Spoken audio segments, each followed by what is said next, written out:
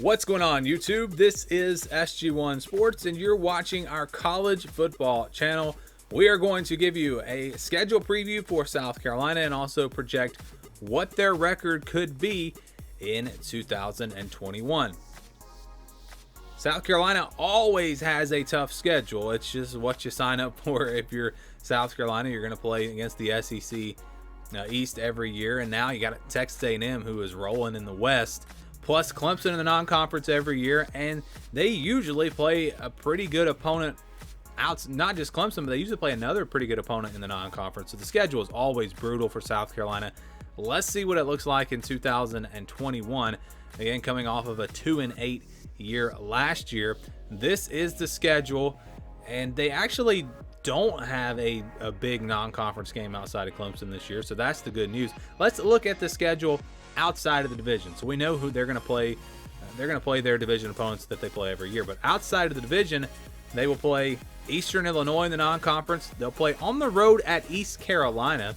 Interesting game there. Troy at home, and then Clemson in the rivalry. They will play them at home as well. Out of the West, they will play Texas A&M, who they play every year.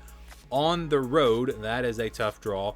And then Auburn. Auburn is a team that, it's kind of tough to figure out right now. I don't think South Carolina minds this too much.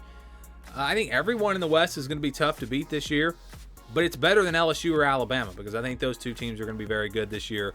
Ole Miss also, with their offense, you probably don't want to play them. So I think South Carolina isn't crazy about playing Auburn, but they beat them last year. I know that was maybe a little bit of a fluke. I mean, obviously this team finished 2-8, and Auburn finished, I think, third in the SEC West. But I think that will give them some confidence. They're playing at home, and they will believe that they have a chance to win that game. But again, Texas A&M on the road is going to be very tough. So we're going to go game by game now, starting with Eastern Illinois on September 4th. That is how they will open up the season. After that, it's East Carolina on the road on September 11th. So two games that they should be able to win. East Carolina on the road might not be an easy win, but I would definitely favor South Carolina in that matchup. Then it's Georgia on the road. That's how they will open up SEC play, thrown right into the fire. That's probably their toughest game of the year, outside of maybe Clemson, but because this one's on the road, that might actually be their toughest game of the year. So they'll get that one over with. That's good news if you're South Carolina. Then it's Kentucky on September 25th. That's going to be a tough game. Kentucky's going to be solid once again this year. Troy on October 2nd. Troy is not what they have been in the past, but it's still a pretty good group of 5 team. And then, again, not a game that you're just going to go in there and win by 40 and have your starters out by halftime. No, this will be a 4-quarter game probably. Tennessee is up next on October the 9th. Of course, Tennessee is a disaster right now. So South Carolina will have a very good opportunity to win that game. Vanderbilt on October 16th, another game that I think they can win. And then on the 23rd, it'll be Texas A&M on the road. Again, a very tough game. Maybe their two toughest games in the SEC, Georgia and Texas A&M, both on the road. So that is going to be difficult. You can maybe throw Florida in that argument as well, but they do get them at home. They'll also have a bye week between Texas A&M and Florida. So if they're going to pull off a big upset, this is probably where it would be. Coming off a bye week, the game's at home against Florida, who might be down a little bit this year. I think they will be down from where they were last year. Still going to be a really good team, though. If they can pull off a big upset, perhaps that's where it would come. But obviously, that's going to be tough. Missouri on November 13th. They will play them on the road. Missouri is a team that is getting better. That'll be a tough matchup. And then Auburn on November 20th. Like I said, this is a team that they beat last year. But, if that game was played 10 times, Auburn probably would have won at least 7 or 8 times last year. And I still think Auburn's probably the better team this year. But definitely a shot for South Carolina in this game, especially when they play at home. And then Clemson on November 27th. They haven't beaten them in a long time. Clemson, of course, has become a powerhouse. And it seems like that it would be tough to win that game if you're South Carolina. So looking over the entire schedule, you've got Georgia, which is going to be very tough on the road. Texas A&M, very tough on the road. Clemson, 3 really, really tough games. Throw Florida in there as well.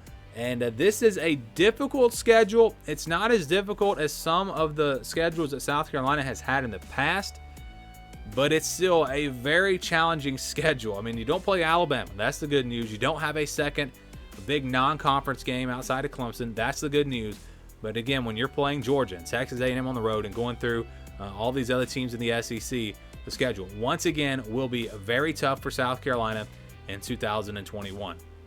South Carolina managed just 2 wins in 2020, but they now get the benefit of some easy non-conference games back on the schedule, and we're going to project what their record could be in 2021. I want to make it very clear that this is not an official prediction from SG1. This is simply a projection based on their odds to win each game, based on the strength of their schedule, really, is how we're doing this. So again, this is the schedule for South Carolina, 2-8 last year, a schedule with some games that they should be able to win this year, but also some very difficult games. Again, it's going to be tough for them. This is how we break it down. This is the percentages that we're going to be using here, and we'll be using these colors to determine which games go into which category. So if it stays in white, it'll be basically a 50-50 game, a game that could go either way. Red will be less than a 10% chance to win, 10 to 25% in orange, 26 to 40% in yellow, 60 to 74 in purple, 75 to 90 in blue, and then if they have over a 90% chance to win, the game will be in green. And I really only have one green game for them. That is Eastern Illinois. It's an FCS team. I just don't really see any way South Carolina loses this game, so we can give them that one easy win, which is pretty much a guaranteed win. Now we go to the blue games, games that they should be able to win, games where it would be a pretty big surprise if they were to get upset. They're going to be double-digit favorites in these games, and I think we got a couple of non-conference games we can put here. East Carolina, the game is on the road. It's not going to be a game. I don't think either one of these games are going to be games where they're going to be able to just show up and win. I mean, they'll probably have to play for 4 quarters, but they should be able to control the game, should be able to win both of these matchups. Again, would be very surprising if they were to get upset. So that's 3 wins, and the way we do this, if it's in the blue or the green, those are counted as wins when we do the projection. So that's 3 wins, not guaranteed, but pretty much guaranteed that they'll get these 3 wins. Now we go to the purple, games that are 60 to 74%, and obviously that's a big range, and some games are going to be closer to 60, some games closer to 74, but we had to kind of separate this somehow, and Vanderbilt will be the one game I'd put into that category. South Carolina should be favored, I think, by at least a touchdown in this one. Vanderbilt was awful last year. They have a new head coach.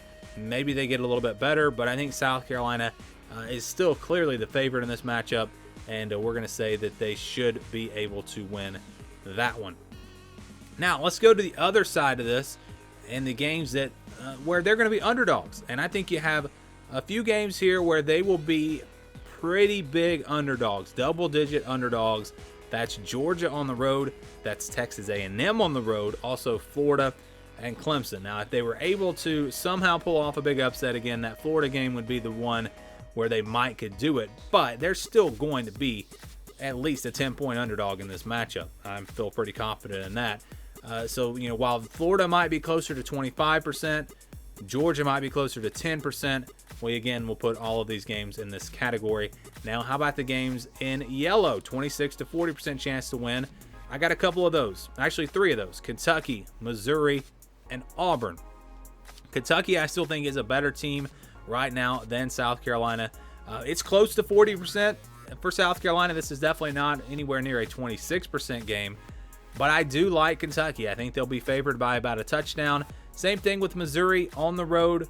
Quality team. I think South Carolina will be an underdog here. And I know they beat Auburn last year, but I feel like they will more than likely be underdogs this year. That game last year was, outside of the norm. I mean, when you look at how the teams finished the year, it's still kind of surprising as to how South Carolina won that game.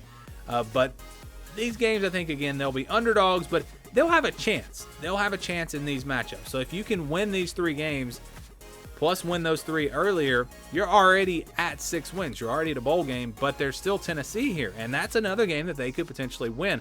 Tennessee is going to be down this year. I mean, they could be really bad. We'll see how it plays out. They've got a new coach. They have players transferring out of there left and right. They have all kinds of problems at Tennessee right now. So this is a game that South Carolina could absolutely win. I would probably even favor the Gamecocks, but with the game being on the road, really, it's right there at the 50% mark. I think this is one that could really go either way. But, if I had to pick, I would pick South Carolina.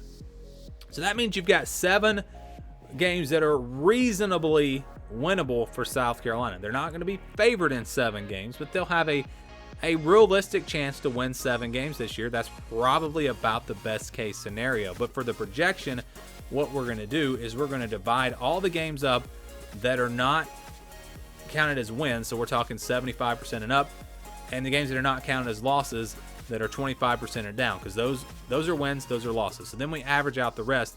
And for South Carolina, when you look at these other games, you got Kentucky, Tennessee, Vanderbilt, Missouri, and Auburn. So you've got really 5 games. Those 5 games are going to determine the season for South Carolina. Those 5 games. So, if you were to win all 5 of those, and I think I left out Vanderbilt earlier, if you win all 5 of those, plus win the 3 games that they should win, 8 wins is possible, but that would be the absolute best case scenario, and I think that's very unlikely. On the flip side, let's say they do beat Vanderbilt, but they lose the other 4 games that they're supposed to lose. Then again, you could beat 5 and 7. So if you average it all out, the projection for South Carolina, just because of the fact that they are going to be underdogs against Kentucky, Missouri, and Auburn, the projection is 5 and 7 for this South Carolina team. 5 and 7 for South Carolina. Again, that means the 3 wins, the 3 easy wins, plus Vanderbilt, and then out of Kentucky, Tennessee, Missouri, Auburn, they would be projected to win 1 of those 4 games and finish 5 and 7. But I will say that when you look at the math here, they're closer to 6 and 6 than they are to 4 and 8. So 5 and 7 for South Carolina, but I think 6 and 6 in a bowl game is possible. Probably unlikely, but it's possible. And so I think that's really the goal if you're South Carolina this year. Get to a bowl game. Get to 6 and 6. I think that would be a successful year for them.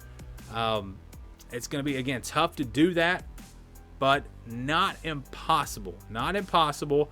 Again, if you can win those 3 games you're supposed to win, beat Vanderbilt, beat Tennessee, which is a very winnable game, then all you got to do out of Kentucky, Missouri, and Auburn, you just need to win 1 of those games. Again, it is doable. It's going to be tough, but it's doable.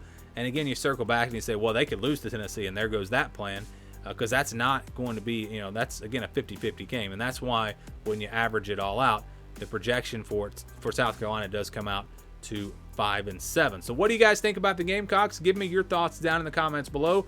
What do you think their record is going to be? Again, this is not an official prediction, simply a projection based off of their strength of schedule.